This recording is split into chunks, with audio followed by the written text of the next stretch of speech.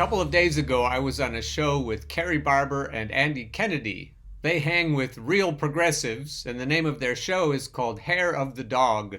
They allowed me to plug this show on their show, so I wanted to plug their show on my show. One of the comments under their live stream is that it's unconscionable to take away American citizens' right to make a living and then not provide them any stimulus relief. You can't shut down the economy and then not provide some sort of remuneration in its place. We talked about how Australia did an infinitely better job in handling the COVID crisis than we did, and we made sure to blame the Democrats and the Republicans equally. At least I did. Nancy, we feed them Pelosi, made a tweet yesterday that people just weren't going to pay attention to. She was talking about Hong Kong, and people wanted her to talk about stimulus checks. These are a few of the comments I found this morning. Go away! My husband is an essential worker, no hazard pay. This year his pay is down by $7,000 from last year due to the pandemic.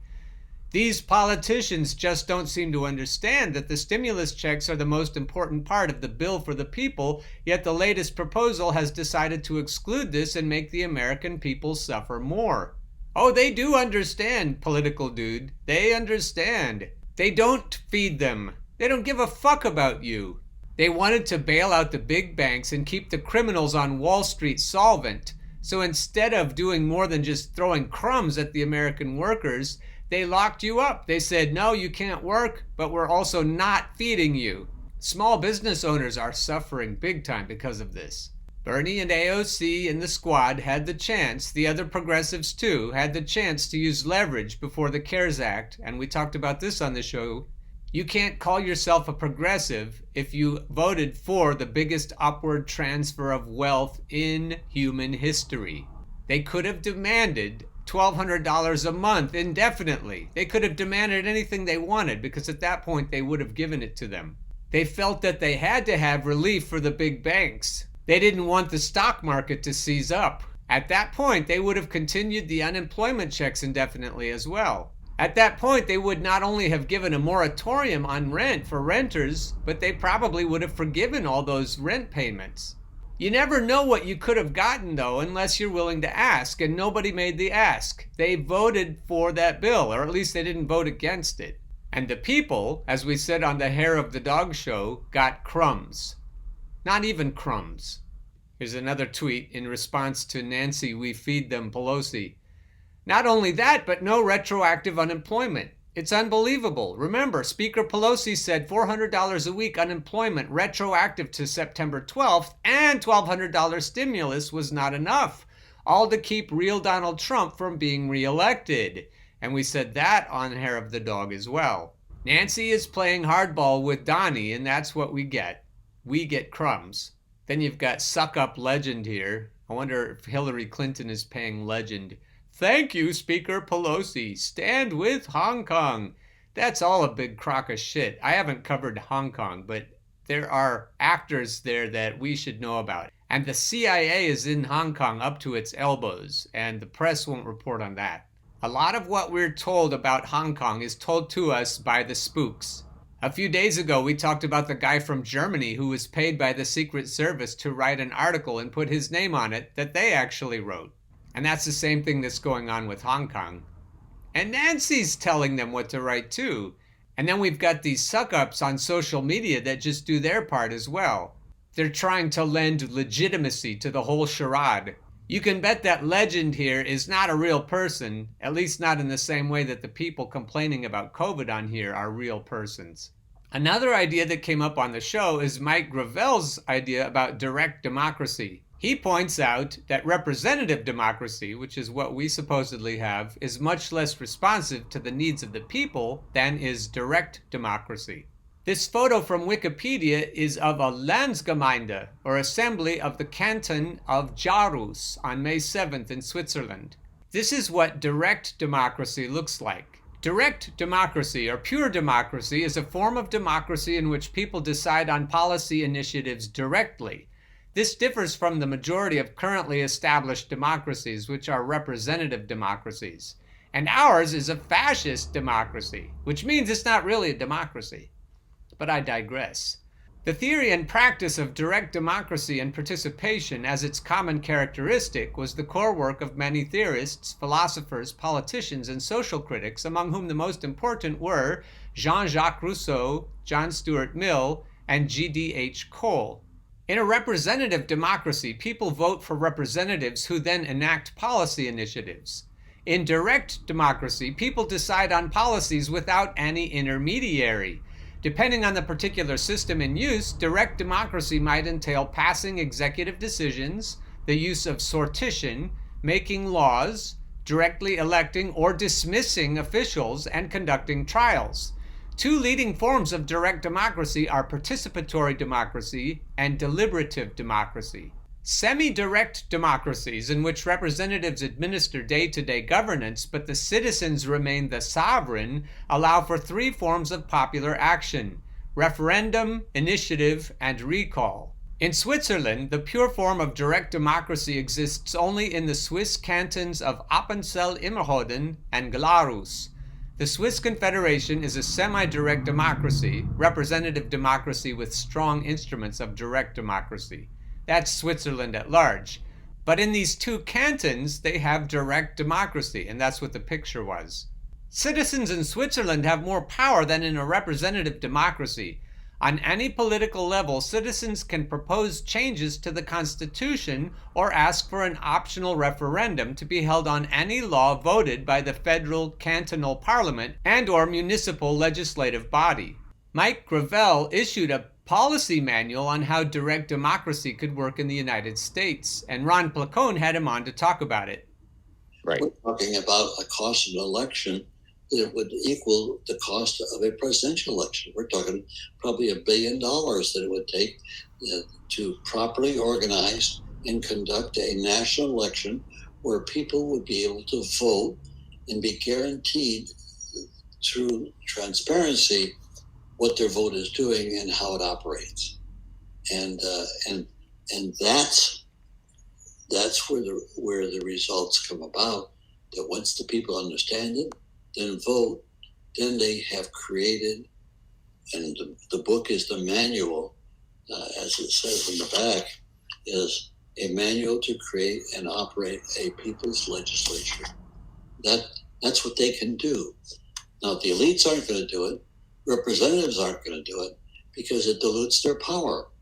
Now, once we empower the people, then they become the senior partners in this association. And that's what needs to take place. The reason why not only is there an amendment to this of the Constitution, but there is a federal law. And that law is the Legislative Procedures Act, along with the definition of powers in the constitutional amendment. They have to have procedures to properly deliberate on legislative proposals the way the members of any legislative body has. And of course, we put in procedures far superior to anything that Congress could even think of. Mm-hmm. And Congress wouldn't think of it because then you would cut them out of the power that they have. My comment was, the elites will never go for this, so we'll never be allowed to vote on it. The only way to put it in place will be to use force. # general strike, # riots. But Mike's system, his manual, is awesome. He has a piece of legislation in there that he mentioned, and he also has an amendment to the Constitution. And later on in this interview, he talks about how there will be lawyers to determine that any new legislation will be constitutional. So we aren't just going to be voting on half-assed things. And there will be a limit as to how many things we can vote on every time there's an election. A lot of people ask me, well, what are you going to replace our current system with? And direct democracy sounds like a great solution. They're always saying to me that I always want to tear things down and I don't have anything to replace what I'm tearing down. As an anarchist, that's to me not a problem. But if you want a solution, if you want a system to replace the current one, if you want some system of governance that is fair, this sounds like it. And there are examples in the world of it working, this system of direct governance. I found this press release from Globe Newswire. Senator Mike Gravel releases new manual detailing how citizens can create and operate a legislature of the people and become deliberate lawmakers. The failure of representative government and the solution provides a constitutional pathway to enacting direct democracy and securing lawmaking power to voting citizens, reducing politicians' monopoly on the legislative process. So according to Mike, we can keep our elected officials, but we also can have sovereignty over them, as they do in some of those cantons in Switzerland. Here's a picture of the book cover, and this is from June of this year. The 2020 presidential primary elections and COVID-19 pandemic have brought to the forefront a multitude of issues with the U.S. political infrastructure. An increasing number of Americans have shown support for implementing single-payer health care, making higher education affordable and accessible, limiting the power of private banks, and limiting defense spending, yet the interests of the American public are not reflected at the legislative level of representative government. As George Carlin would say, you have owners. They own you. The last thing they want you to do is to be informed citizens capable of critical thinking. Oh, let me digress again. Carrie Barber pointed out on Hair of the Dog that we need to make sure that U.S. citizens know what's going on, and if they're swilling the corporate media, they aren't going to know what's going on. So I suggested that our revolution take out the media as well, and we can rebuild the media democratically in the same way that we rebuild the government democratically. There needs to be some sort of democratic process for getting information to people, because the way we have it now is obviously not working. People don't know what's going on because they're not told what's going on. They're not even allowed to hear what's going on. How many people would know what was going on in India and in France if they had all the information that they deserve? A lot more than do now. Hardly anyone knows what's going on in India or in France. And they don't know the real story of Hong Kong. They don't know the real story of Iran and Syria and Iraq and on and on. They don't know how the CIA operates in Ukraine or in Afghanistan or in Latin America. And I'm just thinking of this now. It would obviously be more important to revamp the media system than the government system. We need to get the media system revamped before we would have any hope of making a direct democracy form of government work for the people. The people have to have solid information before they can make solid decisions. What we have now is a propaganda machine worldwide. And for all intents and purposes, the CIA and the deep state is telling the citizenry what to think. So Carrie's right, we would have to fix that first. Back to the story. However, rather than becoming apathetic about the political process, former Alaskan Senator and 2008 and 2020 presidential candidate Mike Gravel urges citizens to instead consider that the answer to today's crises lies with the people and not political leaders. In his new book, The Failure of Representative Government and the Solution, he outlines how the American people can create and operate a legislature of the people, thereby breaking the monopoly representatives have on lawmaking and shifting from minority rule by the elite to majority rule by the people. When Gravel left the Senate in 1981, he was outraged by the tremendous influence money had in determining laws and the priority given to defense spending over the welfare of citizens. After spending years reflecting on how government could better serve its people, he set out to find a constitutional strategy that would allow for citizens to bypass corrupt legislators and enact policy themselves. And again, I'll break in and say that this isn't going to happen unless the people force it to happen. Because our so-called representatives will stand right in the way of this, and they will fight us tooth and toenail. There are only two venues for change, said Gravel in an interview with Primo Nutmeg podcast. One is the government, and they don't want to do it. And the other is the people, and the people don't have the tools to do it. I outline in this book the detailed tools. It's a manual to create and operate a legislature of the people. In his book, Gravel explains that while the constitutional framers purposely left out lawmaking tools for the people in order to protect the institution of slavery, the Constitution's preamble acknowledges citizens' sovereign legislative power. He constructs a constitutionally backed, lawyer-reviewed argument for direct democracy providing step-by-step instructions to inform average citizens on how to secure and exercise their power, as well as a legislative package to enact a legislature of the people.